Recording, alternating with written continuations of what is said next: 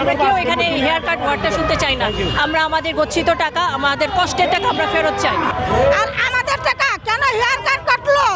আমরা hair cut মানি না, আমরা আমাদের টাকা ফেরত চাই। এখানে আমরা সবাই কম বেশি 5 ব্যাংকেই আছি, আমাদের আমানত সব কয়টা ব্যাংকেই আছে। আমি এই হেয়ার কাট ওয়ার্ডটার সাথে আমি ইউজ টু ছিলাম না। যখন আমি লেনদেন করি, I am doing business since 2026, আমি অনেক ব্যাংকের সাথে লেনদেন করছি, কোনো ব্যাংকে আমি হেয়ার কাট ওয়ার্ডটা আমি শুনি না। এই হেয়ার কাট আমি এখন শুনতেও চাই না। আমরা কেউ এখানে হেয়ার কাট ওয়ার্ডটা শুনতে চাই না। আমরা আমাদের গচ্ছিত টাকা, আমাদের কষ্টের টাকা আমরা ফেরত চাই। তো এত ভিড় থাকে, কোনো কথাই শোনানো হয় না। হ্যাঁ, দিচ্ছি, জানাচ্ছি, কর্তৃপক্ষের সাথে জানাচ্ছি। আর কতদিন শুনবো, শোনাচ্ছি। এই গভর্নমেন্টটা ওই গভর্নমেন্ট, ইন্টারিম গভর্নমেন্ট গেল, ইলেক্টেড গভর্নমেন্ট আসলো, তারপরেও যদি এরকম কোনো ডিসিশনে না আসে, আমাদের তো ব্যবসা বাণিজ্য ছেড়ে আজকে আমরা রাস্তায় দাঁড়াইছি। এটা কোনো শখে দাঁড়ায় নাই ভাই। আমরা যখন টাকা রাখি, সম্মিলিত ইসলামী ব্যাংক বলে কি ব্যাংক ছিল আমরা জানতাম না ভাই।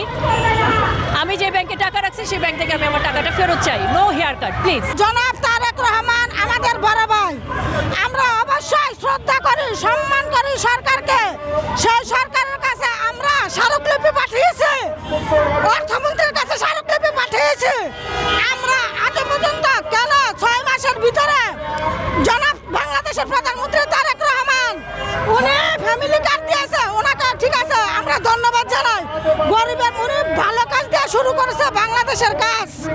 তাহলে বাংলাদেশের কাজ যে ভালো কাজ দেওয়া শুরু করেছে, আমরা 76 লক্ষ গ্রাহক ব্যাংকে টাকা রেখেছি। আর আমাদের টাকা কেন হেয়ার কাট কাটলো? আমরা হেয়ার কাট মানি না, আমরা আমাদের টাকা ফেরত চাই। আমি টাকাটা রাখছি এক্সিম ব্যাংকে, এই টাকাটা আমার জমি বিক্রি। কিন্তু দুঃখের বিষয়, আমি হজে যাবো, হজে যাইতে পারতেছি না। তারপরে আমি অসুস্থ, পানি ঘোড়ে ঘোড়ে আটকে চিকিৎসা করতে পারতেছি না। আমার টাকা উঠেই তো দেয় না। যে সম্মিলিত যে ব্যাংক থেকে টাকাটা উঠেছে, মাত্র 3 লাখ উঠেছি। আরও আমার 14 লাখ টাকা আছে ব্যাংকে, তারা টাকা দিচ্ছে না। কিন্তু আমার প্রশ্ন হইল যে এই যে ব্যাংক জালিয়াতি হয়েছে, ব্যাংক লুট করছে, এই লুট তো হঠাৎ সাইড দিয়ে উঠে নিয়ে যায় নাই। এটা প্রপার হয়, সব ব্যাংক যে ব্যাংক থেকে উঠেছে ওই ব্যাংক থেকে টাকাটা উঠে টাকাটা প্রেয়ার দিছে, প্রেয়ার বাংলাদেশ থেকে ব্যাংক থেকে অনুমোদন হয়েছে। অনুমোদনের পর এই কোটি কোটি হাজার হাজার কোটি টাকা উঠে নিয়ে গেছে। তো তারা তো বল তো চাকরিতে আছে, তাদের তো কোনো অ্যাকশন নেওয়া হয় না। এবং আমাদের গরিবের উপর কেন অ্যাকশন নেওয়া হবে? আমরা কি অপরাধ করছি?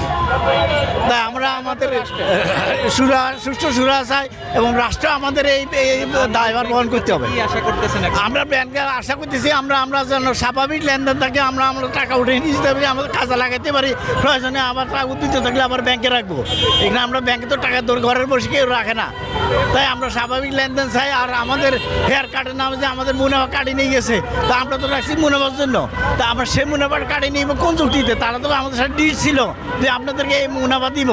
তাহলে এর আগে হইতে মুনাফা দিয়ে আসছে, এখন ব্যাংক দেওয়ালি হয়ে গেছে। তাহলে ব্যাংক দেওয়ালি আগে থেকে এটা একটা তো সতর্কতার সঙ্গে তো হয় যে ব্যাংক দেওয়ালি হয়ে যাচ্ছে।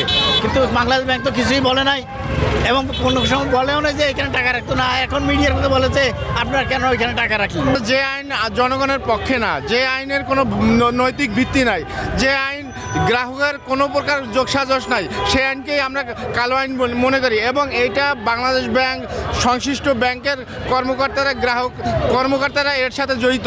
ওই কর্মকর্তারা আজকে তারা চাকরি বাকরি করতেছে, তারা বেতন পাচ্ছে, তাদের জীবনযাপন করছে, তারা বিদেশে জীবনযাপন করতেছে, তাদের ছেলেমানকে বিদেশে পাঠাচ্ছে। কিন্তু অত্যন্ত পরিতাপের বিষয় যে আমাদের কষ্টার্জিত টাকা, সারা জীবনের কষ্টার্জিত ক্ষুদ্র ক্ষুদ্র টাকা, সেই টাকা আমরা যখন ব্যাংকে লাভের আশায় বা প্রয়োজনের সময় আমরা উঠাতে পারবো, লেনদেন করতে পারবো, সেই টাকা যখন আমাদের কেটে নেয়, তখন আমাদের আসলে বেঁচে থাকার মতো অবস্থা আর থাকে না। চেষ্টা করেছি, ব্যাংকে বহুবার যাওয়া হয়েছে, ব্যাংক আমাদের সাথে খুব খারাপ আচরণ করে, ব্যাংক আমাদের টাকা দিচ্ছে না। ব্যাংক আমাদের টাকা জন্য আপনার প্রতিদিন ব্যাংকে যাওয়া হয়, ব্যাংক আমাদের টাকা দিচ্ছে না। তারা বলে বাংলাদেশ ব্যাংক থেকে আমাদের আমার সিদ্ধান্ত এখনো আসে নাই, সিদ্ধান্ত আসলে আমরা আপনাদের টাকা দেবো।